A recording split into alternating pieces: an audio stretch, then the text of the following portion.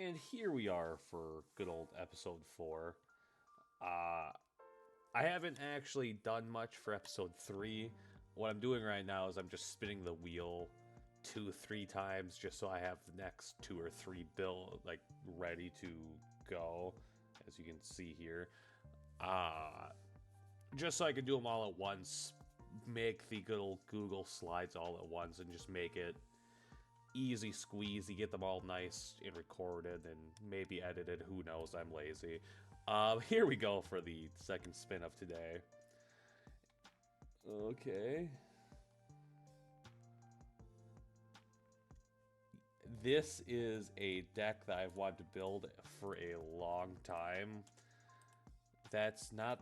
Nope, wrong thing. Thanks, though, bud.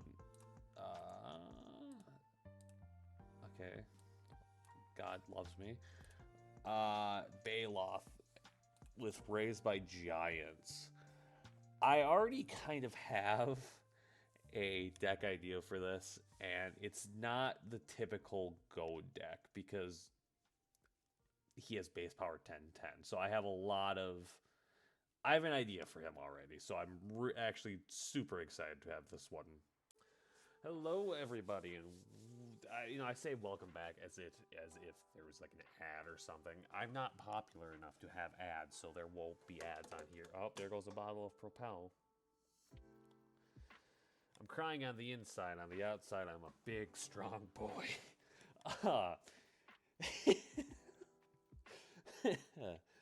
Ooh, I found that funny, and probably no one else did. We got Baeloth and Raised by Giants. I'm not going for the normal gold strategy. I'm gonna say that right away. But let's just begin with the classic gold stuff. Agitator Ant. We can slap those 1/1s on our guy. Make them stronger and gold stronger stuff. You gotta worry about your enemies obviously because they're I'm already goaded, so I'm gonna slap it on this stuff. Frontier Warmonger. Some stuff just won't be able to be blocked because fucking menace. Bothersome. I'm not gonna try and bothersome demon with a poor kitty cat.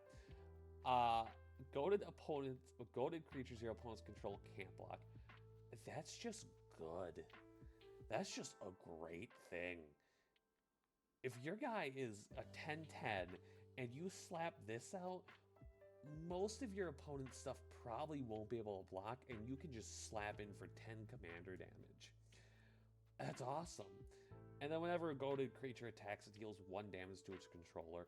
You're just going to be pinging them for stuff because they have to swing unless they can tap it somehow. But, well, you never know. Or if it doesn't have haste, which we have scenarios for that. But it's just classic goad stuff that you see in most goad decks. And, I'm sorry about the crumpling. I'll be honest. I just decided to pick up trash because I'm a weird person that does weird stuff at weird times. ADHD goes crazy. But yeah, just classic goad stuff that you see in a lot of goad decks or just in Baeloth decks in general. I forgot his name. I'm sorry. Making him big forever. I'm gonna be real with anyone watching this. There's a lot of green in this deck. I edited some stuff after the fact when seeing the color distribution for how much green there was. Either way, we got fight rigging, putting a counter on a creature and then having it fight. Boom, you're killing something. Ozolith, putting more 1/1 counters on it, and you can pay to put counters on it. Hardened Scales, same as the Ozolith. Duskshell Crawler has Trample. Baeloth, if at any point gets a 1/1 on it, Trample. Oh, hey, yeah, I'm going to block Baeloth with a 2/2. You're still taking 11, 12, however much. Helena, putting a lot of counters on stuff if you can get her bigger as well. It kind of just slaps as you go. Ancient Bronze Dragon. You do need to deal combat damage, but either way, you roll a d20 and put X counters on 2 creatures. That's 2, not 1, not 2. You can put some on Helena and then some on Baeloth, and then boom, Helena can start buffing up Baeloth as well. or ancient. And you could roll a 1, which if you roll a 1, I'm sorry, pray harder next time. I'm not religious, by the way. Love of God, don't think I'm religious.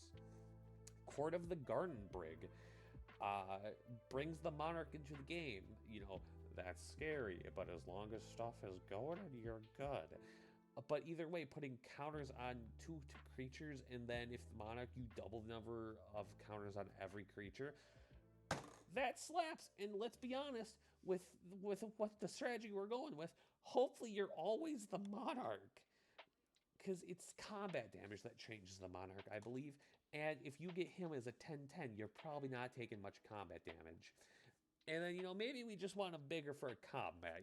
Maybe we're looking at our enemy and we're like, wow, Baeloth, imagine we don't have Raised by Giants. No, Baeloth is a 5, 10, 5, 8, 5 something right now.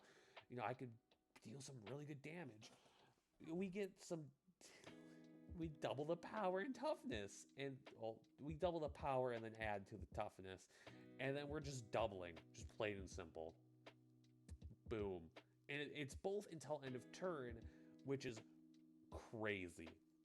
You can do some wild stuff due to it being till end of turn, which we'll talk about later, of course. What is our end game, though, for our giant Baeloth entertainer, our good old elf shaman?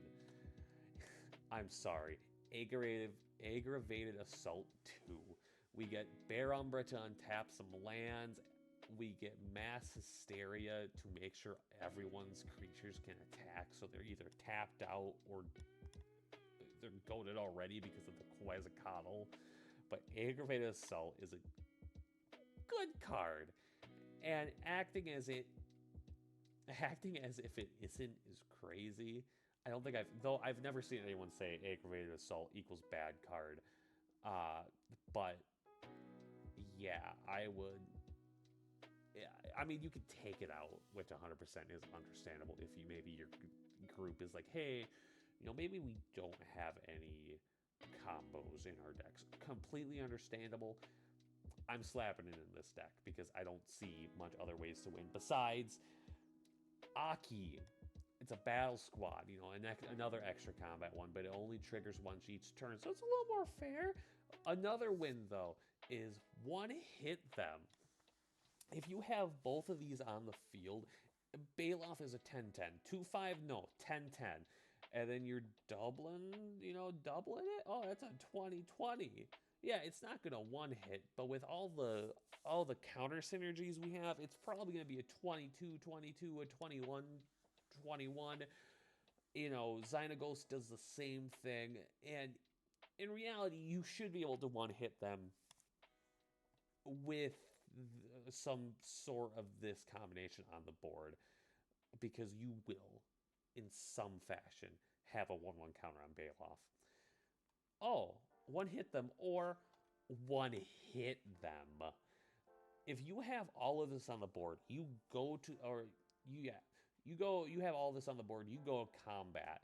You get to choose what way this triggers. You're like, oh, I'll have Xenaghost goes first, so it adds 20/20, and then doubles it again. That's 40/40. He is a 40/40. And then you play Chandra's Ignition, everyone's dead. Except for you, because you have Baeloth. It relies on a lot. It does. But it can also just be a board wipe if you just have the 10/10 Baeloth. But you need to do it after combat if you have either one of these guys. It's a good plan, in my opinion, but it might not be for everyone. Sorry, I'm trying not to burp as well, or hiccup really anything on the mic, because I feel like I'd be a little mean. But yeah, these 5 cards can win you a game. Yeah, you gotta watch out for targeted removal, but there is protection in the deck. I don't have a slide with it, and maybe I should have had a protection slide, because there's only 3 slides before endgame. But yeah, I have protection. I have like the lethal plate from whatchamacallit set, Lord of the Rings. I have just stuff to give it hexproof, stuff to give it indestructible until end of turn. It's smart to sorry, brain blast. Woo. It's smart to have protection with Baeloth as your commander because people are going to be targeting it. They don't want their stuff goaded. Well, who would? I wouldn't. And I play Baeloth with Clancrafter, the precon. I have a lot of this stuff, truth be told. I have a lot of this besides some of the stuff on this page. But either way, it's a good commander and I think really the only enchantment background that you'd want with it. Clancrafter I can argue with because you're making treasure tokens. Who cares? Really? Who cares that you're making the treasure tokens? Yeah, they're going to help with mana and rampant, but you're not really there for that. You're more there for watching your opponents beat the snot out of each other and then being there to pick up the pieces. So in my not so professional opinion, I think you go with Baeloth raised by giants and you go for a 1/1 strategy. It makes the most sense to me, and maybe people won't agree with me, and I'm not gonna be feisty on that or fighty on that. It's people's opinions, whatever. But I think 1/1 strategy is probably the best to go with Baeloth and Raised by Giants because he's a 10/10, so he's going to be getting most of the board goaded anyways. So why keep going with the stuff that's like, oh, targeted goad, targeted goad, targeted goad? Yeah, we have some of that with these guys, with Bothersome and Vengeful, but they also just do stuff besides that. He gives 1/1 counters, Ant does. Bothersome makes them unable to block, and Vengeful makes sure that they deal damage to their own attacker, or to their controller, not to the attacker. And it's a good strategy, in my opinion. And this is a deck that I wanted to build forever, so I'm unbelievably happy that we got it on the wheel. But yeah, hopefully you guys enjoyed the video, and if you have any suggestions, leave them in the comments. Probably won't see them for a little while.